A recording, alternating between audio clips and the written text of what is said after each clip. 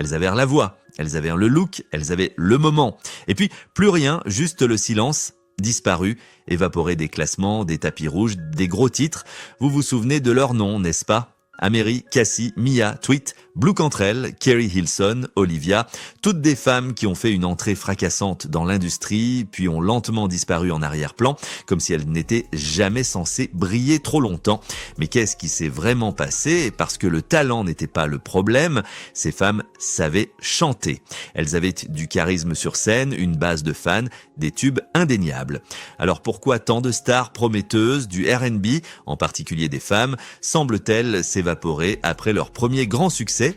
Pourquoi leurs carrières sont-elles écourtées, redirigées ou complètement effacées, alors que des artistes masculins peuvent vivre sur un seul tube pendant des années ? Revenons un instant en arrière. Les débuts des années 2000 ont été un âge d'or pour le R&B, des clips léchés, des productions impeccables, des slow jams devenus cultes. Les maisons de disques signaient à tour de bras de jeunes femmes magnifiques, les présentant comme la nouvelle grande révélation. Et pendant un moment, c'est ce qu'elles étaient. Elles avaient des singles à succès, faisaient la une des magazines, collaboraient avec les plus grands noms du hip-hop. Prenons Améry par exemple, son tube One Thing était partout, ce beat gogo, son style, son attitude, elle était fraîche, originale, prête à dominer, mais après le buzz initial, son label ne savait plus comment la positionner. Était-elle une pop star, une fille de la rue, trop edgy, pas assez, et lorsque son deuxième album est sorti, il n'a pas été soutenu, les radios ne l'ont pas diffusé, le label ne l'a pas promu, et soudain Améry a disparu. Puis il y a eu Cassie. Me and You était un carton. Un clip minimaliste, sexy, hypnotique. Elle avait le soutien de Didi, la beauté, le mystère. Mais après un album et quelques singles éparpillés, sa carrière musicale s'est doucement arrêtée. Pourquoi ? Certains disent qu'elle n'était pas assez formée vocalement. D'autres pointent à sa relation avec Didi, qu'une fois devenue davantage sa petite amie qu'une artiste, le label l'a perçue différemment. Sa carrière a cessé d'évoluer et elle a peu à peu été réduite à un joli visage dans l'empire de quelqu'un d'autre. Et qu'en est-il de Tweet ? Son hit Oops, oh Mag était sensuel, audacieux, inoubliable. Elle était signée sur le label de Missy Elliott, avait son propre style et tout laissait croire qu'elle allait durer. Mais en coulisses, les jeux de pouvoir, des problèmes de distribution et des luttes personnelles l'ont éloignée de la lumière. Son deuxième album a été retardé, peu promu et finalement oublié. Ces histoires ne parlent pas seulement de marketing raté ou de mauvais timing, elles parlent d'une industrie qui ne sait pas quoi faire des femmes qui refusent d'entrer dans une case. Si vous êtes trop sexy, on ne vous respecte pas.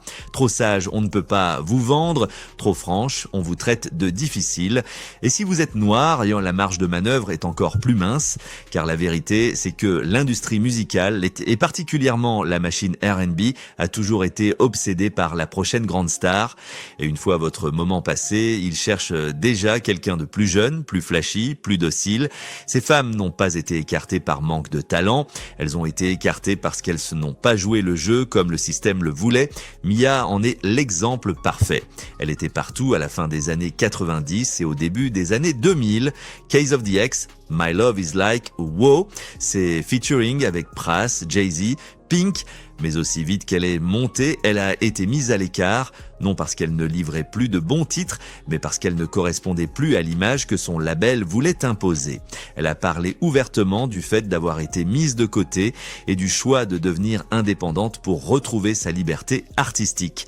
Et devinez quoi, elle fait toujours de la musique, elle tourne, elle travaille, mais vous ne le sauriez pas si vous vous fiez aux médias traditionnels. Car une fois que l'industrie décide que votre tour est passé, c'est terminé. Et parlons de Kerry Hilson, excellente parolière, créatrice de hits et pendant un court instant une menace sérieuse pour le trône du R&B. Ses chansons comme I Knock You Down ou Pretty Girl Rock étaient énormes. Puis sont venues les rumeurs, une prétendue pique envers Beyoncé, le backlash sur Internet, le silence de l'industrie et du jour au lendemain, elle a disparu. Était-ce vraiment à cause d'une phrase dans une chanson ou n'était-ce qu'un prétexte pour écarter une femme qui avait osé défier la reine ? Soyons honnêtes, l'industrie adore propulser les femmes tant qu'elles restent silencieuses, jolies et faciles à contrôler. Mais au moment où elles réclament plus de contrôle créatif, contestent les décisions du label ou, Dieu nous en garde, éclipsent un collègue masculin, la machine se retourne contre elles. La liste des femmes R&B qui avaient tout pour devenir des superstars et puis ont été discrètement effacées est longue.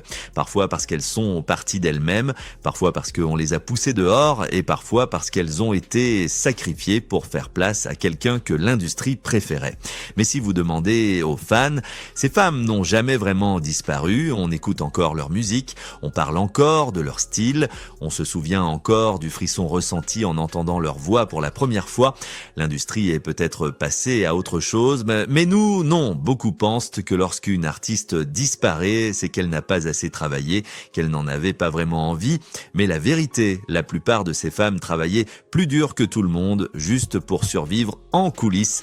Ce que les gens ne voient pas, c'est la face sombre de l'industrie, les contrats qui lient les femmes pendant des années, contrôlant le moindre de leurs gestes, les cadres qui promettent tout en échange d'obéissance, la pression pour sexualiser son image, adoucir ses propos, se taire face au manque de respect, tout ça pour rester vendable.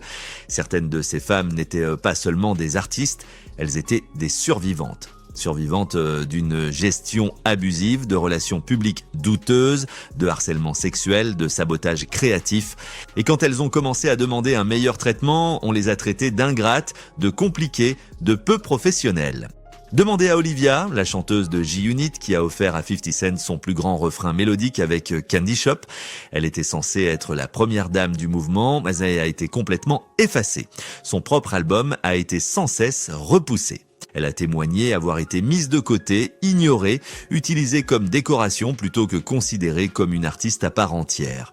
Une fois le buzz dissipé, le soutien a disparu avec, ou Christina Milian, constamment réinventée par son label, mais jamais autorisée à prendre le contrôle de son propre son. Elle pouvait chanter, elle savait danser, elle avait le charisme, mais dans les coulisses, on l'enfermait dans une image qui ne lui ressemblait pas. Et quand elle a osé protester, sa carrière s'est figée. Ce n'est pas un hasard, c'est un schéma, parce que dans l'industrie musicale, être une femme talentueuse, ce n'est que la moitié du combat. L'autre moitié, c'est d'apprendre à jouer le jeu, et la plupart de ces femmes ont perdu, non pas parce qu'elles n'étaient pas à la hauteur, mais parce qu'elles ont refusé d'être des pions. Et parlons franchement du vrai problème, la race et le genre. L'espérance de vie artistique d'une femme noire est plus courte, plus stricte, plus brutale. Les stars blanches de la pop bénéficient de tolérance. Elles peuvent évoluer, échouer, revenir. Mais les femmes noires, elles ont une seule chance, peut-être deux, et si elles n'explosent pas immédiatement, ou si elles brillent un peu trop, l'industrie les traite comme une tendance passagère. Réfléchissez-y, combien d'hommes du R&B vivent encore aujourd'hui de un ou deux hits vieux de 20 ans? Ils font encore des concerts, on les appelle encore des légendes. Pendant ce temps, des femmes avec des voix capables de faire vibrer un stade sont rayées après un seul album, et quand ces femmes deviennent indépendantes, sortent leurs propres projets, construisent une fanbase fidèle hors des circuits commerciaux. On les traite de has-been au lieu de les célébrer pour avoir survécu à une industrie qui ne les a jamais protégées. Pas étonnant que certaines choisissent de s'éloigner. Certaines, comme Jasmine Sullivan, ont pris des années pour se reconstruire mentalement avant de revenir plus fortes à leurs conditions. D'autres, comme Jojo, ont dû se battre en justice pour regagner le droit de sortir leur musique. Tinashe a mis des années à s'extirper du piège pop R&B que son label lui imposait pour enfin créer la musique qu'elle voulait. Alors peut-être que la vraie question n'est pas pourquoi ces femmes ont-elles disparu ? Mais plutôt, pourquoi l'industrie a-t-elle été si rapide à les faire taire? Car disparaître n'est pas toujours un choix. Parfois, c'est une sortie forcée, parfois c'est une punition pour avoir parlé. Et parfois, c'est le seul moyen de survivre avec son âme intacte. Ces femmes n'ont pas échoué, elles ont été trahies par un système qui ne les a jamais vues comme des êtres humains à part entière, mais comme des produits. Elles n'ont pas disparu, elles ont été effacées, reformatées ou ignorées. Et le fait que nous nous souvenions encore d'elles, que nous les écoutions encore, que nous les cherchions, que nous continuions à les soutenir, ça dit tout. Ça signifie que leur impact ne s'est jamais estompé. Ça signifie que l'amour l'amour était réel, même si la machine ne savait pas comment le gérer. Ça signifie que peut-être elles étaient trop vraies pour une industrie fondée sur l'illusion. Alors la prochaine fois que quelqu'un demande « Qu'est-ce qu'elle est devenue ?», répondez-lui « Elle n'a pas disparu, on l'a réduite au silence. Mais elle n'a jamais été oubliée ». Partagez vos pensées dans les commentaires et restez connectés pour plus de vraies histoires de stars.